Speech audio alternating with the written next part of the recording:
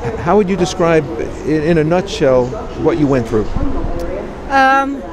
Terror, debilitating terror, being held at knife point for 30 minutes, being bound and gagged, simultaneously be stabbed with a machete while watching an innocent American Christian woman being hacked to death before my eyes, walking back a mile with over 30 broken bones and 13 machete wounds, later facing my would-be murderers in court.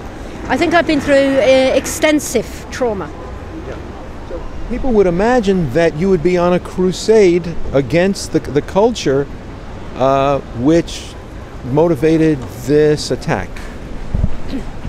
Okay, let me clarify, okay? Because when I face these murderers in court, I was so, what can you say?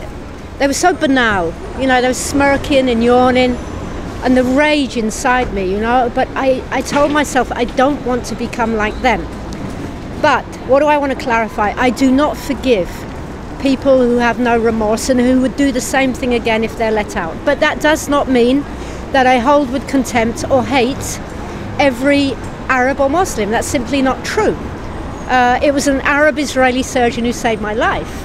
And later on, I reached out, it's a well-known story, I reached out to an Israeli Arab Muslim teenager, Mohammed Zouabi. I hid him in my house at the risk of my own life. I have a tattoo here from an Arab Christian. It's the Modani Lefanecha, I give thanks to you. Yeah, sure. A tattoo here that an Arab did on me. I'm wonderful friends with the noble Israeli priest, Father Gabriel Nadaf. I have Arab friends who live in Judea and Samaria. So no, I'm not on a crusade against any individual, but I am on a crusade against state-sponsored, institutionalized hatred, which is rampant in the Palestinian Authority. And that's what has to stop. Are you saying the Palestinians are brainwashed by their government? Absolutely. I mean, not everyone, obviously, because I've met some amazingly decent people who want to carry on with their own lives. But the incitement, or the messaging rather, let's call it that, it's in their media, their crossword puzzles, their music, their summer camps.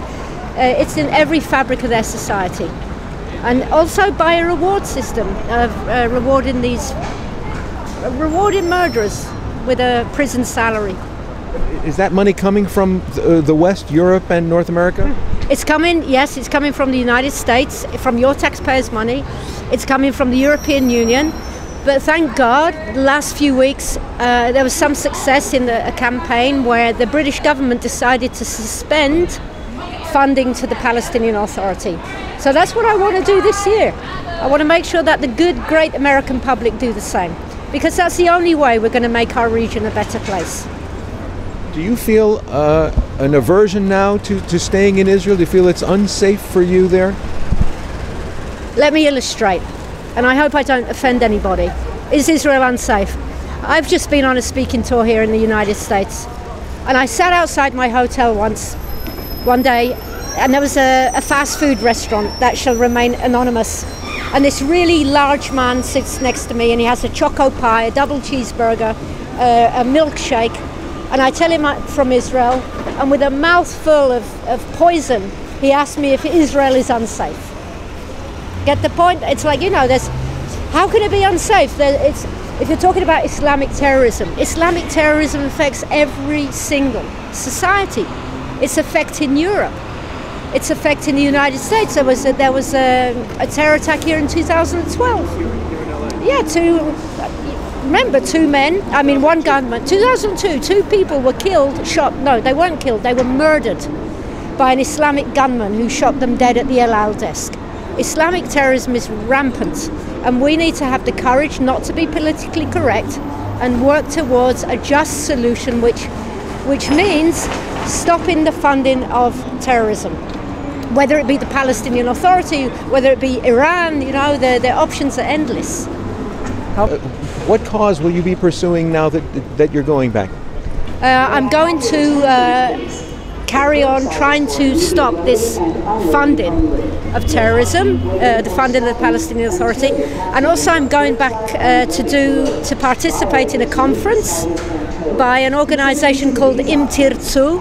If you wish it, it will not, you know, they're saying by Herzl, and it's a human rights conference and it includes Israel's minorities. You know, we'll have Christians there, Druze, Muslims, Jewish people, and these minorities too, they want to be more integrated into our Jewish state, and they are an integral and very wonderful part of our society.